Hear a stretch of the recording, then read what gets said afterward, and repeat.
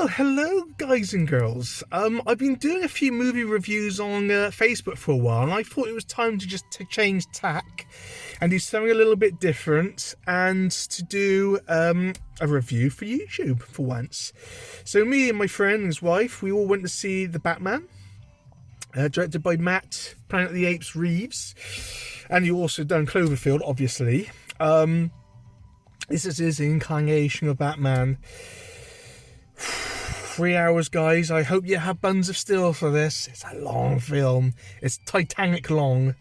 I'm sat in Tesco's car park. That's where I am.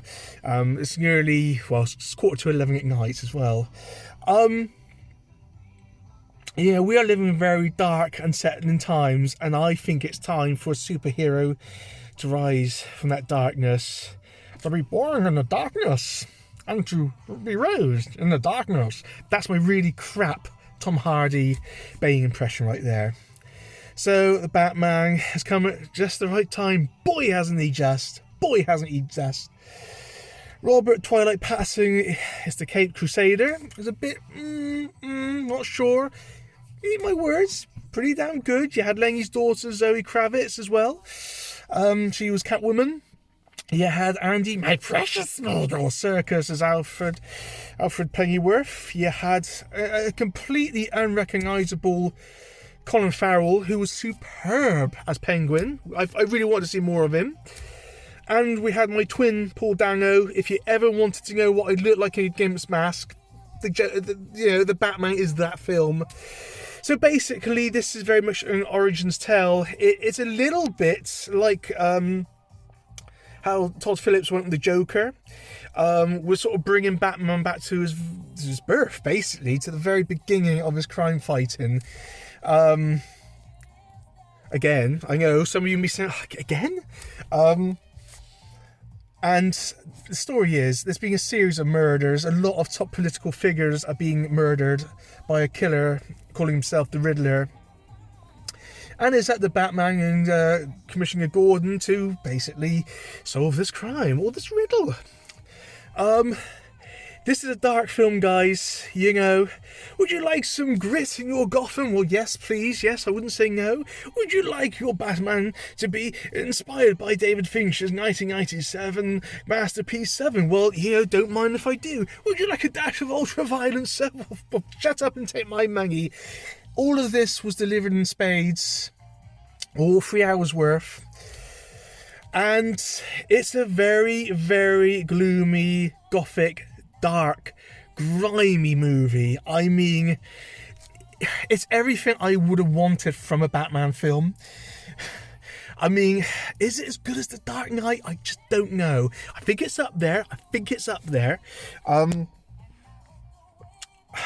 Is it as good as The Dark Knight? That's a good question. I think time will tell on that.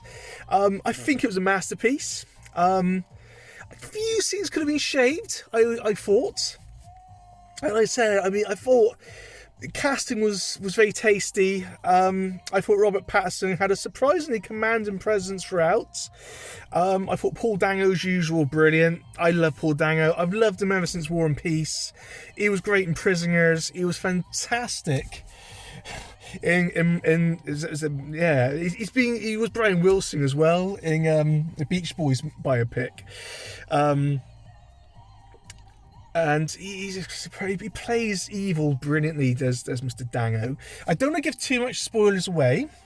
And I know the ending has had a bit of a mixed kind of review. Some liked the ending, some didn't.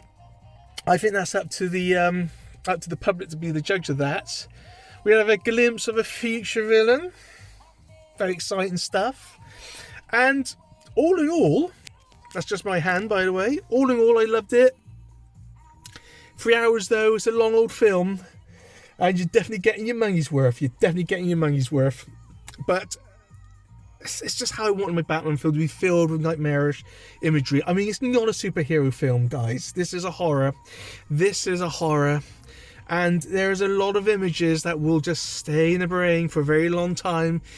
It's a nightmarish film, and in this time of real world horrors, Whether it's going to sit well, the public was already number one in the box office in the States, at least, is another thing. But I loved it. You know, I am more DC than Marvel. I have a lot of respect for Marvel. But I do love my DC movies. And I love the fact this was a very adult take on Batman. Which, you know, is what is needed. It's a full-blooded Batman movie, and I think it's the way it's got to go. I know some people want to see a more colourful Batman. Maybe so. I mean, I'm quite glad we have gone back to a film noir kind of vibe with this. We've gone back to how Batman should be. He is meant to be the world's greatest superhero and the world's greatest detective, and that was delivered in spades. And I'm glad it did, because we've all seen Batman being very handy with his fists. But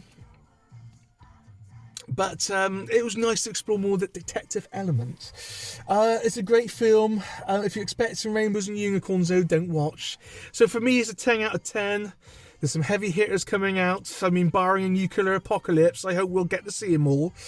But, you know, I think next could be Morbius. Give Marvel a chance, at least. But 10 out of 10. For me, it's a must-see, but it's not going to be everyone's cup of tea. As for whether this will be the greatest Batman film, it might... I don't know. It's hard to judge yet. Against The Dark Knight, though, I don't think it's as good as that, personally. But it was pretty damn good. Matt Reeves done a great job. He's done a pretty damn good job. It's, you know, whether Robert Pattinson's going to convince die-hard Batman fans that he is the right choice as Bruce Wayne is also debatable. But I loved it. It's gloomy. It's a bit depressing. But you know what? It is Batman. And I welcome that. Anyway, I thought I'd do a review of it. If this does well, then I'll do more. If not, I should just crawl away into the shadows. Well, I thought I'd give a film review a bit of a try on YouTube for a change. But yeah, love Batman. It's a great film. Be interested to see if we're getting a couple of sequels out of this take. But all in all, loved it. Like I said, Morbius, next. Keep your eyes on the channel, boys and girls.